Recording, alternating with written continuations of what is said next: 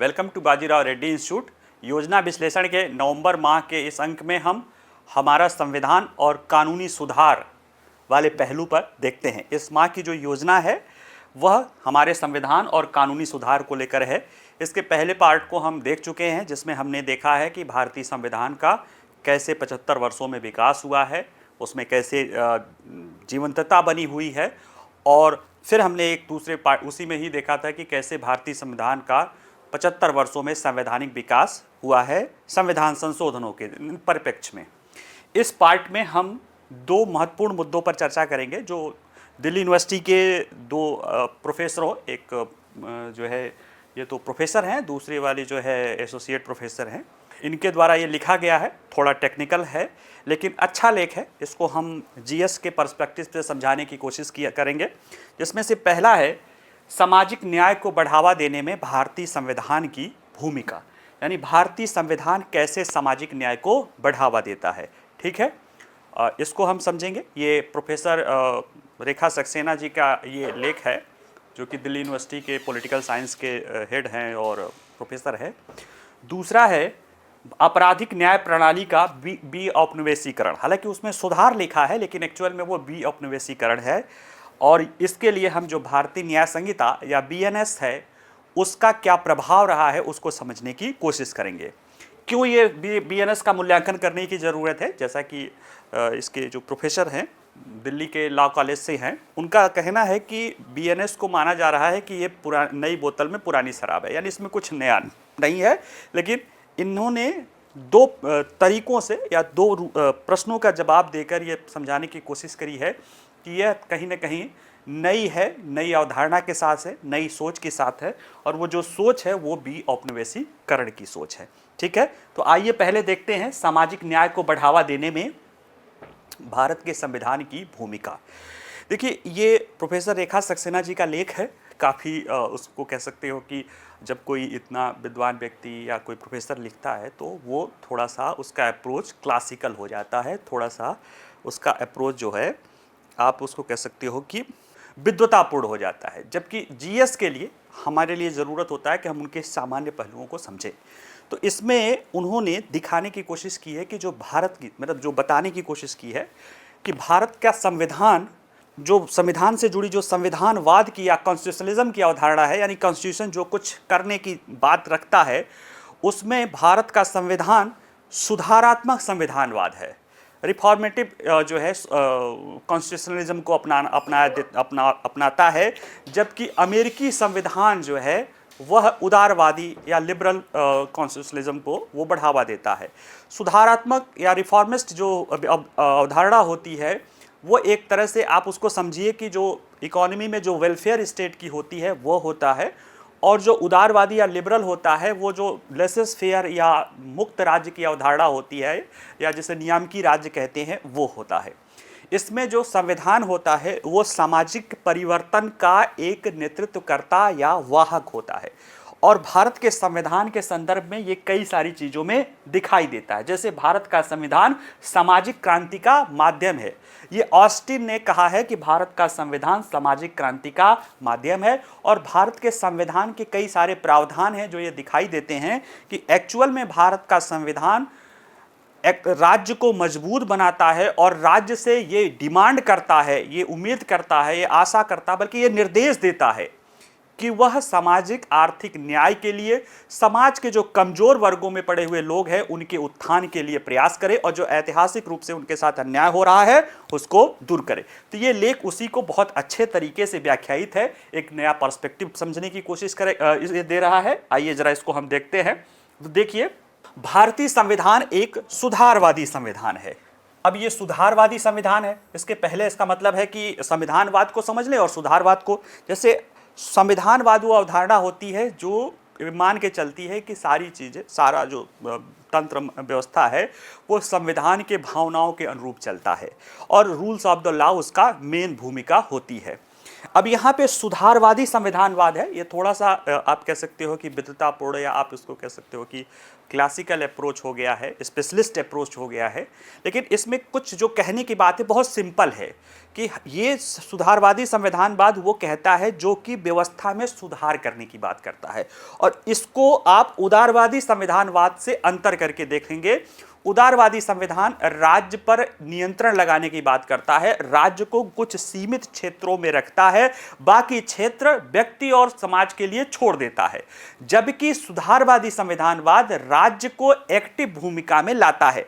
यह अंतर थोड़ा सा, और इसी तरह की एक टर्मिनोलॉजी है, आप उसको कह सकते हो नियामकी राज्य और वेलफेयर राज्य, दोनों में अंतर। नियामकी राज्य क्या करता है? लॉ एंड ऑर्डर करता है, कानून व्यवस्था बनाता है, कर लेता है, और बाकी चीजें लेसेस फेयर की तरह मुक्त छोड़ देता है आम लोगों के एम्बिट में। जबकि जो वेलफेयर स्टेट है वह सभी के आम लोगों के भलाई में उसमें इंटरफियर करता है, हस्तक्षेप करता है। वो हस्तक्षेप सकारात्मक हस्तक्षेप के भी रूप में हो सकता है, नकारात्मक हस्तक्षेप के भी रूप में हो सकता है, जैसी परिस्थितियां रहे।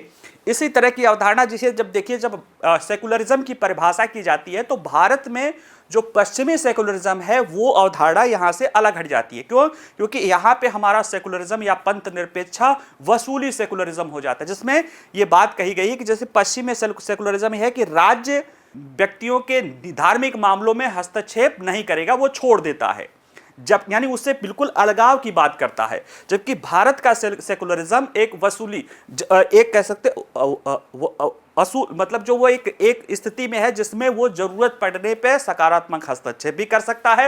यानी धर्म के आधार पे कोई भेदभाव है तो उसको बदलने के लिए वो हस्तक्षेप भी कर सकता है, और बाकी के मामले में वो धर्म से अपने को अलग करता है। तो ये सारी चीजें कहीं ना कहीं आपको ये समझिए कि ये जो हमारा सुधारवादी संविधान है ये एक जैसी ही अवधारणा है। ये बताता है कि भारत के संविधान में राज्य से उम्मीद की जाती है कि वो समाज में सामाजिक परिवर्तन का केंद्रीय नेतृत्वकर्ता बने, सामाजिक परिवर्तन का प्रेरक बने, और ये हमारा संविधान ही कहता है, हमारे संविधान में ही ये बातें कही गई है। तो आइए देखिए ग्रेनवेल ऑस्टिन कहते हैं भारतीय संविधान को सामाजिक क्रांति का माध्यम बताया है। यानी जो भारत का संविधान है ये कैसे सामाजिक क्रांति, जो सोशल रेवोल्यूशन लाना, वो उसका माध्यम है। और भारतीय संविधानवाद को उदारवादी संविधान की सीमित आशंकाओं से अलग करने के लिए सुधारवादी संविधानवाद की रूपरेखा जो है तैयार की गई है। संविधान सभा के सदस्यों में भी इस बात को दर्शाया है कि किस प्रकार भारत के संविधान में समाज को नया रूप देने की शक्ति निहित है। तो यानी भारत का संविधान एक सुधारवादी संविधान है, और भारतीय संविधानवाद उदारवादी संविधान के सीमित उद्देश्यों से भिन्न है। जैसे अमेरिका का उदाहरण है उदारवादी संविधान का, वहाँ पे जो संविधान लाया गया था वो राज्य के एक्सेसिव शोषण से वो हटने के लिए बात की गई थी, और उसमें बहुत सीमित विकल्प संविधान में कर दिया गया है, बाकी चीज़ें राज्य जो है लोगों के अपने पास है। यानी सोचिए कि वहाँ पे संविधान इतना ज़्यादा अधिकार दे दिया गया है कि वहाँ पे अमेंडमेंट करके उसको बदलने की भी चीज़ें आई थी। तो वो चीज़ें यहाँ पे भी है कि देखिए वो राज्य के प्रति जो गहरे अविश्वास था उस पर आधारित है उदारवादी संविधान, इसलिए वो बहुत ज़्यादा लोगों के समाज में, जीवन में, यानी उनकी अपनी व्यक्तिगत मान्यताओं में हस्तक्षेप की बात से वो परहेज करता है। भारत में संविधानवाद इस प्रकार की संयमित और नियंत्रित सत्ता या राजनीति की अवधारणा का पालन नहीं करता है। भारतीय संविधानवाद सत्ता की सीमा को परिभाषित करने के साथ साथ उसके कार्य क्षेत्र का भी विस्तार करता है और इसे बढ़ावा देता है। और ये आप देखेंगे ना, आप जैसे अधिकारों की बात आएगी तो हमारे यहाँ पे अधिकारों के साथ जो नीति निर्देशक तत्वों को भी जोड़ा जाता है। क्यों? क्योंकि वो सामाजिक और आर्थिक न्याय बढ़ाने के लिए होता है। जबकि अगर सिर्फ उदारवादी संविधानवाद को मानेंगे या उदारवादी दृष्टि से संविधान को देखेंगे तो अधिकार महत्वपूर्ण हो जाता है। तो ऐसे में यह चीज समझना है कि भारत का संविधान राज्य को ये मैंडेट देता है, राज्य को ये अथॉरिटी निर्देश देता है कि वह समाज में जो विसंगतियां रह गई हैं, जो ऐतिहासिक दृष्टि से धर्म, जाति या अन्य चीजों के कारण जो विसंगतियां रह गई है उसको दूर करके सभी के भले के लिए काम करे। तो ये अप्रोच है भारतीय संविधान के बारे में। तो देखिए भारतीय संविधान सामाजिक क्रांति का माध्यम है, जो ऑस्टिन का कथन है वही है। देखिए भारतीय संविधान जाति तथा धर्म जैसी ऐतिहासिक प्रथाओं को राजनीतिक सत्ता में बदलाव के अधीन लाता है। यानी जो ये जाति और धर्म जैसी ऐतिहासिक प्रथा हैं, ये राजनीतिक सत्ता के जरिए इसमें बदलाव लाया जाएगा। जबकि जो अमेरिकी संविधान है या जो और भी लिबरल डेमोक्रेसी है, वहां पे वेस्ट लिबरल डेमोक्रेसी, वहां पे ये चीजें छोड़ दी जाती है। धर्म लोगों का व्यक्तिगत मामला हो सकता है, यानी वो जो सेकुलरिज्म का वहां पे निगेटिव, जबकि यहां पे सेकुलरिज्म का अर्थ है कि ठीक है, कुछ मामलों में राज्य उससे बाहर रहेगा और जहां कमी आएगी वहां पे राज्य हस्तक्षेप करेगा और धर्म के आधार पे धर्मों के अंदर और धर्मों के बाहर अगर भेदभाव होगा तो वो उसे रोकने का काम करेगा।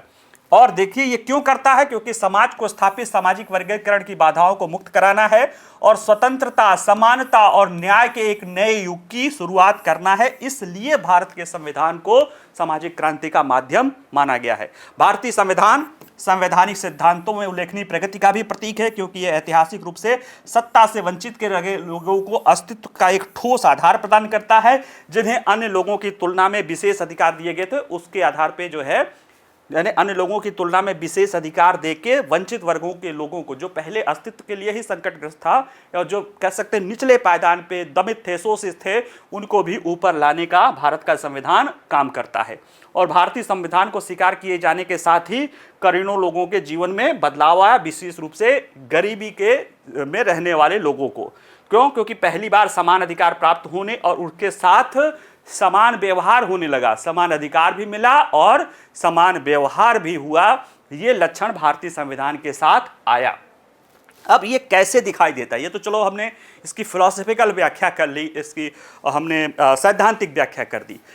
दिखाना भी पड़ेगा ना कि भारतीय संविधान में, तो प्रोफेसर सक्सेना ने अपने लेख में दिखाया है कि देखिए उद्देश्य प्रस्ताव, हमारा उद्देशिका जो कहती है, ये देखिए सामाजिक क्रांति के उद्देश्य को स्पष्ट रूप से कहता है, लेकिन इस लक्ष्य को प्राप्त करने वाले उपाय की रचना नहीं है, वो आगे है। लेकिन उद्देश्य प्रस्ताव में ही सामाजिक क्रांति के उद्देश्यों की बात कर दिया गया है। वहां पे न्याय के सामाजिक, आर्थिक, राजनीतिक न्याय है, वहां पे बंधुत्व की बात किया जाता है, वहां पे समाजवाद की बात किया जाता है, वहां पे धर्मनिरपेक्षता की बात किया जाता है, और वो भी अपने सकारात्मक रूपों में, नकारात्मक रूपों में नहीं। के.एम. पडिक्कर हैं, वो कहते हैं कि संविधान भारत के लोगों के प्रति इस बात की गंभीर प्रतिबद्धता है कि विधायिका नए सिद्धांतों के आधार पर समाज को सुधारने और इसका पुनर्निर्माण करने का प्रयास करेगी। साथ ही साथ सार्वभौमिक वैश्य मताधिकार, एक व्यक्ति एक वोट और उसकी एक समान वैल्यू, ये अपने आप में बहुत क्रांतिकारी सिद्धांत था। उस समय भले अजीब लगे, लेकिन आज जब जातियां, धर्म के आधार पे, जातियों के आधार पे, या जिनको अपनी वोट का महत्व मालूम है, जिसके कारण उन्हें जो विभिन्न राजनीतिक दल हैं उनके हितों के लिए काम कर रहे हैं। और ये बताता है कि ऑस्टिन कह रहे हैं कि ये वैश्य मताधिकार ने उन लाखों लोगों को सशक्त बनाया जो कभी अपने हितों के प्रतिनिधित्व के लिए दूसरों की इच्छा पर निर्भर थे। एक वोट, एक व्यक्ति, एक वोट का जो बहुत ही क्रांतिकारी सिद्धांत जो है भारत में लाया गया, जबकि बहुत सारे लिबरल डेमोक्रेसी में धीरे धीरे करके उसे दिया गया। जबकि भारत में सभी को, क्या जाति, क्या धर्म, क्या लिंग, क्या आर्थिक हैसियत, एक ही बार में सभी को बराबर का मत देने का अधिकार, सबको समान राजनीतिक दृष्टि से बना दिया गया। सामाजिक क्रांति के वाहक मौलिक अधिकार के भी कुछ प्रावधान हैं। जैसे ऑस्टिन कहते हैं कि मौलिक अधिकार लोगों और अल्पसंख्यक समूहों को सरकार की मनमानी और भेदभावपूर्ण कार्रवाई से बचाता है। कुछ मौलिक अधिकार प्रावधानों का उद्देश्य व्यक्तियों को अन्य व्यक्तियों के अन्यायपूर्ण कार्यों से बचाना है। जैसे अनुच्छेद 17 अस्पृश्यता कांड, 15(2) ये देखता कि कोई वर्ग का, कोई नागरिक जो है धर्म, जाति, लिंग के स्थान पे जो है सामाजिक पब्लिक प्लेस पे, जैसे दुकान, रेस्तरां आदि पर उसके साथ भेदभाव न हो। आर्टिकल 23 उन जो है प्रथाओं को प्रतिबंधित करता है जो राज्य में द्वारा समर्थित थी और मुक्त जमींदारी और किसानों के अगेंस्ट थी। तो ये सारी चीजें जो है लाई गई हैं। क्यों? क्योंकि लोगों को भी अन्याय करने से रोका जाता है। ऐसे में राज्यों को नागरिकों की विशिष्ट स्वतंत्रता के उल्लंघन पर संविधान के प्रतिबंधों का पालन करने के साथ साथ नागरिकों के अधिकारों की सामाजिक हस्तक्षेप से रक्षा करने पर भी इसमें बल दिया गया है। तो मौलिक अधिकारों का उद्देश्य सामाजिक क्रांति को बढ़ावा देते हुए एक ऐसे समाज स्थापित करना है जिसमें सभी नागरिकों को राज्य द्वारा व्यापक स्तर पर समाज के द्वारा लगाए गए किसी भी दबाव के बिना मुक्त रूप से वो अपना विकास कर सकते हैं। कुछ अन्य और प्रावधान है, जैसे हाँ सॉरी, अनुसूचित जातियों, अनुसूचित जनजातियों के सशक्तिकरण का प्रयास। आप इसे मोटे तौर पे सिर्फ अनुसूचित जातियों जनजातियों का ही हालांकि उन्होंने अपने लेख में लिखा है, क्योंकि उसमें शुरुआत से ही जो है इनके लिए आरक्षण का प्रावधान था।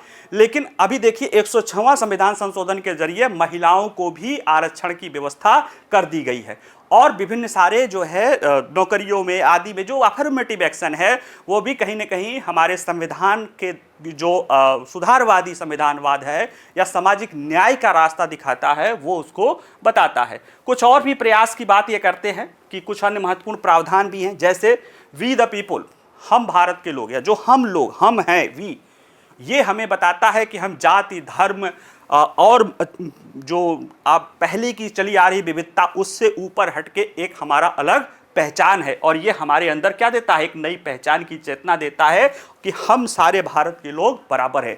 साथ ही में यह औपनिवेशिक नियंत्रण से भी स्वतंत्रता की बात करता है।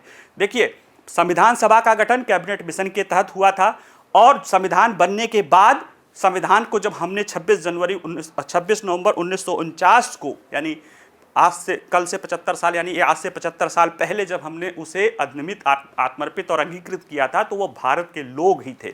वो ये बताता है कि ये संविधान हमने खुद ही बनाया है, और जो स्वतंत्रता अधिनियम 1947 या कैबिनेट मिशन योजना की जो कानूनी बाध्यता थी उसको हमने उतार के फेंक दिया। कहीं ना कहीं ये हमारे अंदर भी प्रोत्साहन का काम किया।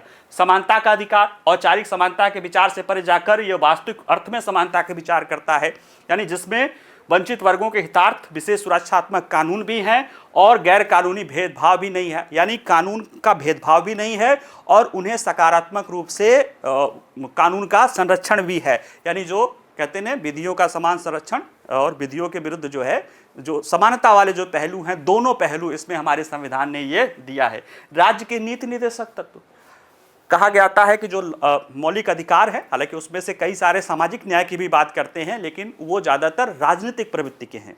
आर्थिक और सामाजिक न्याय दिलाने के लिए राज्य के नीति निर्देशक तत्व की बात की गई है, जो संविधान राज्य से को मैंडेट करता है कि जैसे आपकी क्षमता हो आप इन चीज़ों को लाने के लिए काम करिए। और इस तरह से आइंस्टीन के अनुसार इस अवधारणा को पीछे का उद्देश्य भारत की जनता को मुक्त करना है, अर्थात उन्हें सामाजिक प्राकृतिक बाधाओं से आजाद करना है। तो देखिए, राज्य के नीति निर्देशक तत्व सामाजिक क्रांति को और अधिक स्पष्ट रूप से व्याख्यायित करते हैं। तो ऐसे में कुल मिला के जो सुधारवादी संविधानवाद है वो सामाजिक न्याय के आदर्श पर केंद्रित है, और ये चीजें जो फोकस होता है निष्पक्ष राज्य पर होता है, और ये संरचनात्मक शक्ति विभाजन जो उदारवादी व्यवस्था है उससे हटकर जो है राज्य को हस्तक्षेप की बात करता है।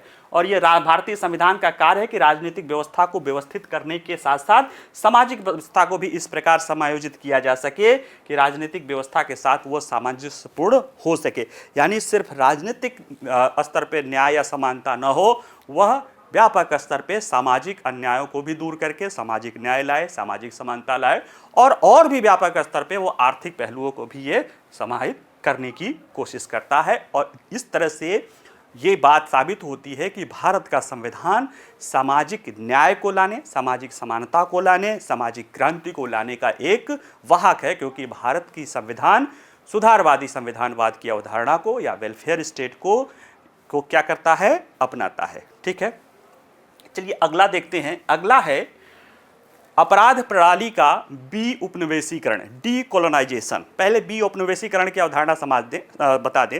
देखिए, जब औपनिवेशिक सत्ताएं, औपनिवेश बने थे, हम लोग जो आज़ाद हुए थे, यानी जो साम्राज्यवादी शक्तियां आई थी, जिन देशों में उन्होंने राजनीतिक सत्ता स्थापित किया, वहाँ पे अपने शासन को बनाए रखने के लिए उन्होंने कई सारी चीज़ें ली। उन्होंने कानून बनाए, उन्होंने ब्यूरोक्रेसी लाई, सेना लाए, स्ट्रक्चर लाया, आइडियोलॉजी लाया कि वाइट मैन बर्डन, भारत के लिए तो वाइट मैन बर्डन लाया कि ये गोरे आदमियों का जो है बोझ है कि वो हम काले भारतीयों को, भूखे नंगे अधनंगे लोगों को, जंगल बुक रुडयार्ड किपलिंग लिखता है कि जंगली लोगों को वो सुशिक्षित करे। ये अंग्रेजों का बर्डन था, वो हम पे शासन करने नहीं आए थे, वो अपने लाभ के लिए नहीं आए थे, वो आए थे कि हमारा भला कर सके, वो एकदम उदार चित्त वो आए थे। तो इस तरह के नैरेटिव जो है कहीं ना कहीं उपनिवेशिक सत्ताएं स्थापित करती है, जो ताकत के बल पे, छल के बल पे, बल के बल पे आपके वैचारिक स्तर पे आप पे अपना प्रभुत्व स्थापित करती है। नहीं, मुट्ठी भर लोग आपके पास कितने दिन तक वो सत्ता पे स्थापित कर ले। तो वो चीजें फिर आजाद हुए, बहुत सारे देश गुलामी से मुक्त हो गए, लेकिन अभी वो उनके कई सारे जो है परिणाम या कई सारे जो चीजें हैं, जैसे अभी भी हमको लगता है कि जो है कोई अंग्रेज है या कोई विदेशी है, अगर वो कोई बात कह रहा तो उसकी बात हमें जरूर माननी चाहिए, क्योंकि वो बात बिल्कुल सत्य होनी चाहिए। तो ये जो सोच है ना, ये हमारे मन में बना है कि अंग्रेज ईमानदार होते हैं, वो कोई चीज गलत नहीं कर सकते हैं, वो जो कहते हैं वो सही होता है, और हम जो कहते हैं हमसे वो बेहतर होते हैं। तो ये जो सारी सोच है ना, ये कहीं ना कहीं हमें उपनिवेशीकरण की मानसिकता से हम पे थोपी गई है, और इस तरह की मानसिकता को निकालने की बात कहा जाता है विऔपनिवेशीकरण। और ये धीरे धीरे प्रयास दुनिया के अनेक विकासशील देशों में हुआ है, जहां पे भी अपने यहाँ पे अपनी संस्कृति को, अपने कल्चर को समझने की कोशिश की गई है। जैसे कि ये सरकार को माना जाता है कि ये नेशनलिस्ट अप्रोच रखती है, और इसने भी जैसे जब आज़ादी के 75वां वर्षगांठ था तो भारत के प्रधानमंत्री ने लाल किला का संबोधन किया कि वो पंचप्रण ले रहे थे, जिसमें उनका प्रण था कि वो एक विऔपनिवेशीकरण की तरफ ले जाएंगे, यानी उपनिवेशवाद के जो भी लक्षण है उसको उखाड़ फेंकेंगे। उसमें भी आपराधिक न्याय प्रणाली का जो है विऔपनिवेशीकरण अभी 2023 में हुआ। 3 कानून आए थे, भारतीय न्याय संहिता जिन्होंने इंडियन पेनल कोड की जगह ली, भारतीय नागरिक सुरक्षा संहिता जिसने सीआरपीसी की जगह ली, और भारतीय साक्ष्य अधिनियम जिन्हें इंडियन एविडेंस एक्ट का जगह लिया। और ये देखा जाए तो इस लेख में लेखक बता रहे हैं या बता रही हैं कि कैसे भारतीय न्याय संहिता ने आपराधिक न्याय प्रणाली का सुधार किया है, और इसको हम समझने की कोशिश करेंगे कि कैसे ये प्रक्रिया है। इसमें जो अप्रोच है भारतीय न्याय प्रणाली का, वो है दंड से लेकर न्याय तक, क्योंकि औपनिवेशिक प्रणाली यहाँ पे शासन करने के लिए आया था, तो वो जो आपराधिक न्याय प्रणाली थी वो लोगों को दंड देता था, जबकि आज़ादी के बाद हम लोगों को न्याय देने के लिए आपराधिक प्रणाली लाए हैं, और इसको विभिन्न वो चीज़ों से यह दिखाने की कोशिश करेंगे जिनको हम समझने का प्रयास करते हैं। देखिए, परिचय के रूप में देखा जाए तो कानून के विषय शीर्षकों में प्रयुक्त शब्द अक्सर उसके रचे जाने के पीछे की वास्तविक मंशा को प्रकट करता है, यानी कि कोई चीज़ बनाया जा रहा है, कोई चीज़ कानून बनाया जा रहा है, तो क्यों बनाया जा रहा है, क्यों उसके लाने के पीछे वजह क्या थी। वही बात ये कह रही हैं कि ब्रिटिश औपनिवेशिक शासन ने भारत के प्रचलित आपराधिक कानूनों से उस युग की मानसिकता के अनुरूप ढाला।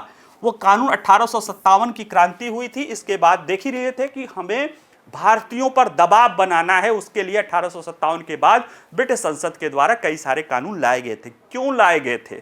भारतीयों के भले के लिए नहीं, जो दिखने में भारतीयों के भले के लिए नहीं था, वह नहीं, वो देखिए वो सोच है कि उसका मुख्य उद्देश्य न्याय प्रदान करना नहीं था, बल्कि भारतीय प्रतिरोध को दबाना था, ब्रिटिश सत्ता का विरोध करने वालों को दंडित करना था। उस कानून के जो भी लाए गए थे उनका उद्देश्य, और ये बात पता भी दिखती भी है, क्योंकि ब्रिटिश संसद के इस कानून ने भारतीय जनसाधारण को नियंत्रित करने, औपनिवेशिक शासन को चुनौती देने के किसी भी प्रयास को रोकने के लिए पहल थी, और इसीलिए उसमें दंड की बात थी, पेनल की बात थी, सजा देने की बात थी, जबकि न्याय की बात नहीं थी।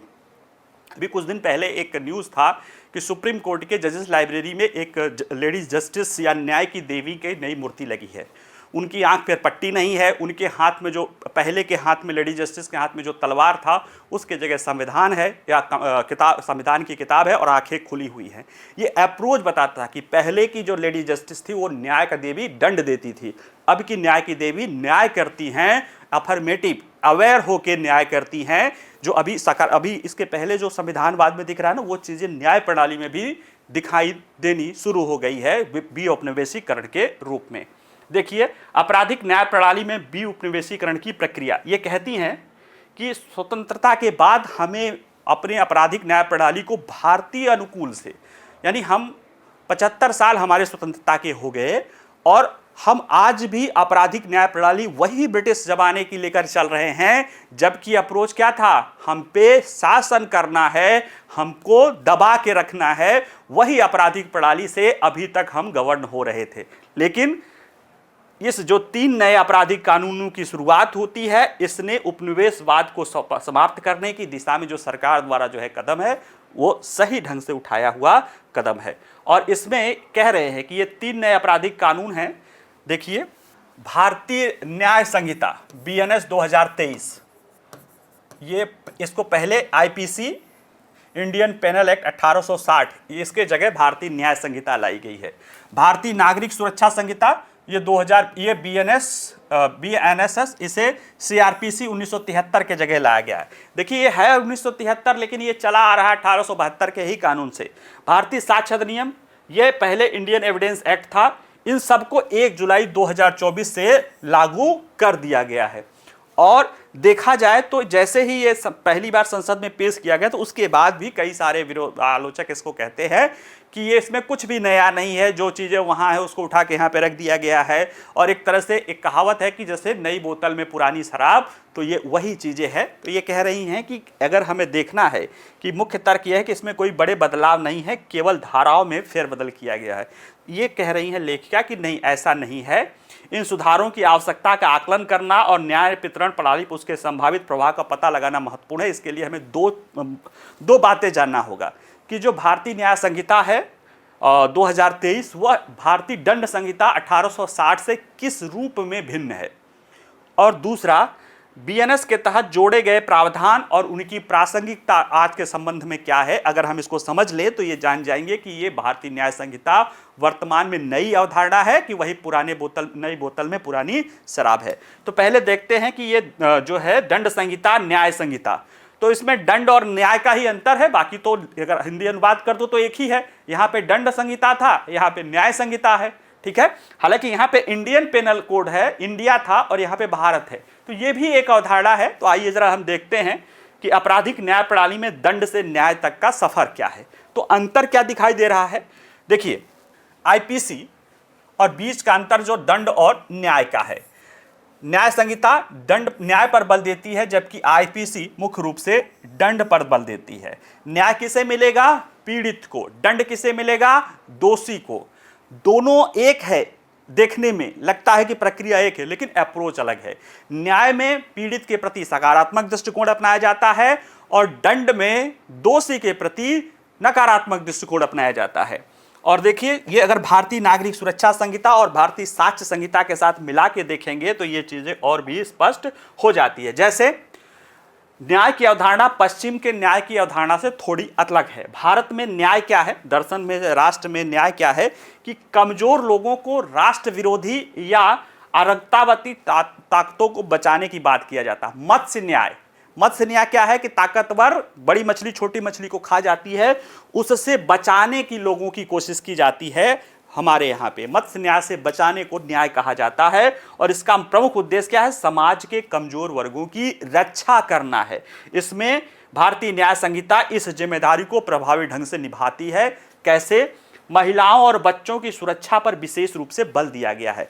भारतीय दंड संहिता में महिलाओं और बच्चों को लेकर बहुत बाद के प्रावधान थे, शुरू में राज्य के लिए थे, लेकिन भारतीय न्याय संहिता में शुरुआती प्रावधान देखिए 63 से लेकर 99 में ही प्राथमिकता दे दिया है, जबकि आईपीसी में धारा 326 के बाद था।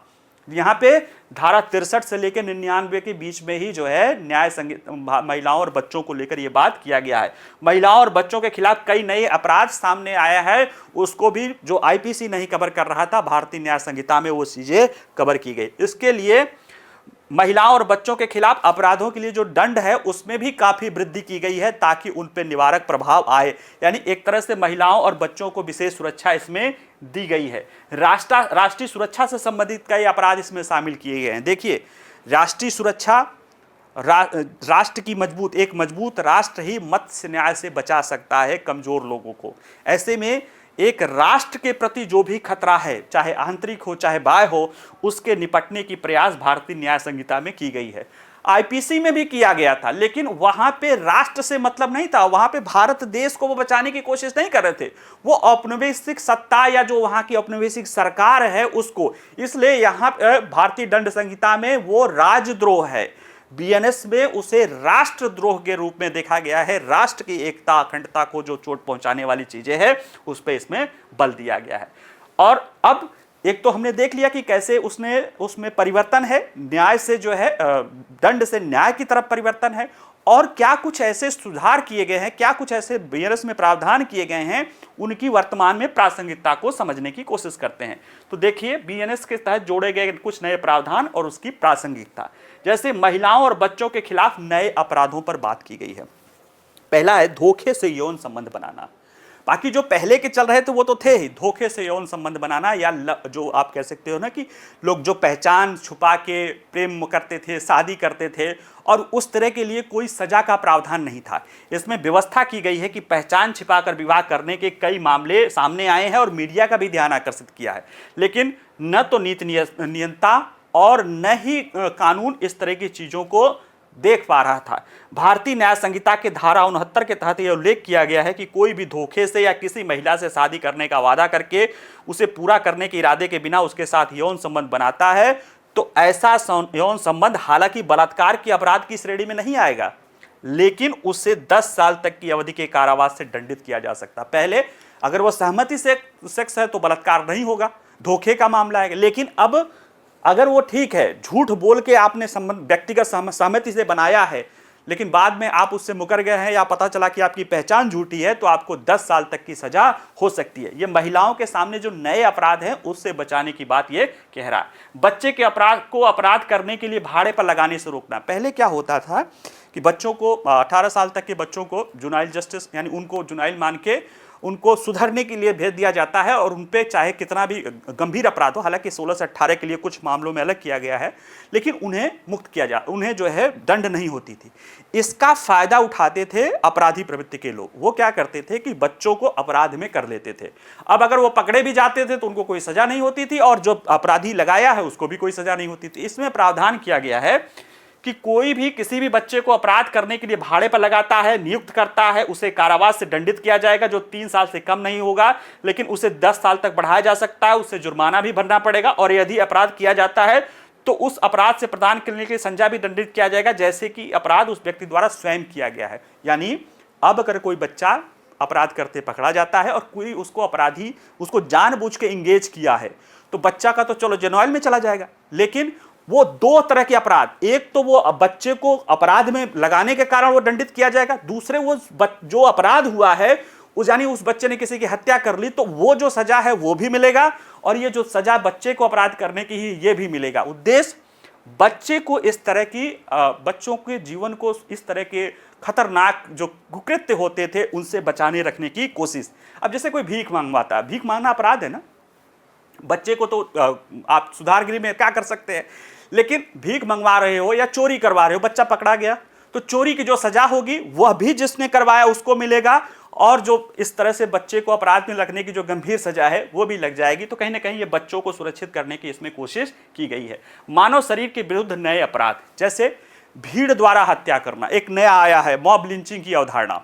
इसमें लेकर जो है तहसीन पूनावाला केस में सुप्रीम कोर्ट ने भी कई सारे गाइडलाइंस दिए थे, लेकिन इसको लेकर प्रावधान नहीं थे हमारे दंड संहिता में।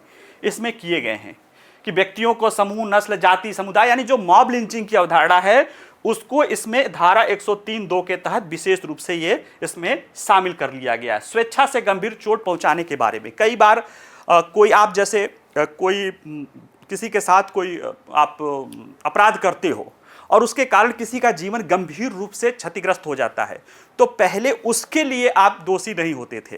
जैसे अरुणा सानबक का मामला, एक नर्स रहती है जिसके साथ बलात्कार करने की कोशिश की जाती है, मतलब उसे जबरदस्ती करने की कोशिश की जाती है, और वो अपना पूरा जीवन बेड पे ही बिता डालती है। उसके बाद एक युवा नर्स पूरा जीवन बेड पे बिता जाती है, और कह सकते हैं कि अस्पताल वालों ने बहुत की, नहीं तो वो तो जीवन वो एक परमानेंट वेजिटेशन स्टेज पे वो बहुत लंबे समय तक रही, और उसके पीड़ित को कोई सजा क्या हुई, क्योंकि कानून नहीं था। अब इसमें इस तरह के भी प्रावधान किया गया है कि 10 वर्ष से अधिक के लिए और कठोर सजा हो जाएगा अगर किसी व्यक्ति का जीवन क्या हो सकता है, शेष जीवन के लिए जो है एक चोट पहुंचाता है, जिससे वो व्यक्ति स्थायी रूप से विकलांग हो जाए या अस्थायी निष्क्रिय अवस्था यानी परमानेंट वेजिटेटिव अवस्था में पहुंच जाता है, तो उसके लिए भी कठोर सजा का इसमें प्रावधान किया गया है। अरुणा सानबक मामलों का ये है। राष्ट्र के विरुद्ध अपराध, आतंकवादी कृत्य के बारे में बात करता है। देखिए, आतंकवाद की परिभाषा हमारे पिनल कोड में नहीं की गई थी या किसी कोड में नहीं, इसमें आतंकवाद को परिभाषित करने की कोशिश की गई है। और जिस तरह से राष्ट्र के विरुद्ध गतिविधियां देखी जा रही हैं हमारी एकता, अखंडता, संप्रभुता के खिलाफ, वो बहुत जरूरी हो जाता है कि इसमें वो बात कही गई है। भारत की संप्रभुता, एकता और अखंडता को खतरे डालने वाले कृत्य, कोई भी व्यक्ति जो इरादतन या जानबूझकर अलगाव, सशस्त्र विद्रोह, विध्वंसक गतिविधियों को भड़काता है, भड़काने का प्रयास करता है, उसके लिए राष्ट्रद्रोह की बात की गई है। देखिए आईपीसी में व्यवस्था थी लेकिन वो राजद्रोह था, क्योंकि उपनिवेशिक सत्ता अपने को बचाने के लिए वो लाई थी कि सरकार को बचाने के लिए, और सुप्रीम कोर्ट ने यह भी कहा कि सरकार के लिए आप इसको, इसलिए वो 124 ए को बार बार वो उसको बुरा कहती थी, उसको एक तरह से नल एंड वाइड ही की बात चल रही थी, लेकिन इसमें सरकार के नहीं राष्ट्र के विरुद्ध उसके एकता अखंडता वाले कृत्यों के लिए जो है राष्ट्रद्रोह लगाया जा सकता है। अब वो बीएनएस का धारा 152 हो गया है। भारत के बाहर किसी व्यक्ति द्वारा भारत के भीतर किए जाने वाले इसी तरह के कृत्य के लिए पहले कोई व्यवस्था नहीं थी। अब भारतीय न्याय संहिता और भारतीय नागरिक सुरक्षा संहिता को मिला के दे तो परफेक्ट एग्जाम्पल हो गया। जैसे अब देखिए वो बैठा हुआ पन्नू है, भारत के बाहर वो कुछ भी उलूल जुलूल बोलता रहता है, भारत में उकसाह करता है। भारत में बाहरी शक्तियाँ जो नॉन स्टेट एक्टर हैं बाहर के और घर के, तो चलो ठीक है, बाहर के जो हैं उनके द्वारा अगर भारत में कुछ हिंसा होती है तो जो सज़ा भारत के लिए उस हिंसा के लिए हो सकती है वो सज़ा उनके लिए भी होगा। और हमारे यहाँ पे ये एक व्यवस्था और भी आ गई है कि चलो दाऊद इब्राहिम भाग गया तो अब उस पर अगर दोषी ठहराया जाएगा, ऐसे लोग यहाँ अपराध करके भाग जाते हैं या कहीं बाहर हैं और उनके कृत्य के द्वारा अपराध हो जाता है, तो उनके खिलाफ बिना उनकी उपस्थिति में सजा हो जाएगी और जब पकड़े जाएंगे तो उनको दंड दिया जा सकता। पहले वो पूरी कार्रवाई रुक गई थी। तो ये कहीं ना कहीं कई सारे सजा की व्यवस्था है।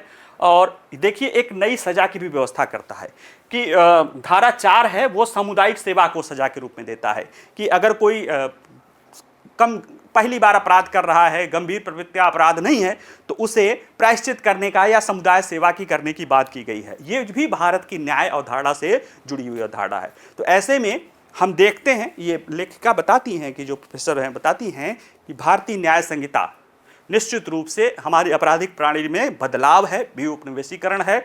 और ये पुरानी शराब को नए बोतल में भरने की बात नहीं, इसमें कई सारी चीज़ें हैं। पहले तो ये दंड से न्याय की तरफ परिवर्तन है और उसमें भी अनेक सारे ऐसे प्रावधान इन्होंने दिखाया है जो बताता है कि भारतीय न्याय संहिता वाकई में दंड संहिता से कुछ अलग है, नया है। बी उपनिवेशीकरण को इसमें बढ़ावा दिया जा रहा है या उपनिवेशी मानसिकता को इसमें समाप्त करने की कोशिश की गई है। ठीक है, चलिए आज के लिए इतना ही। बाकी वीडियो पसंद आए तो लाइक करिए, शेयर करिए। कोई प्रश्न हो तो आप कमेंट में पूछ सकते हैं, इसका नोट्स बना सकते हैं। इसका PDF भी हमारी वेबसाइट पे रहेगा जहां से जाके आप ले सकते हैं। चलिए, नमस्कार, धन्यवाद।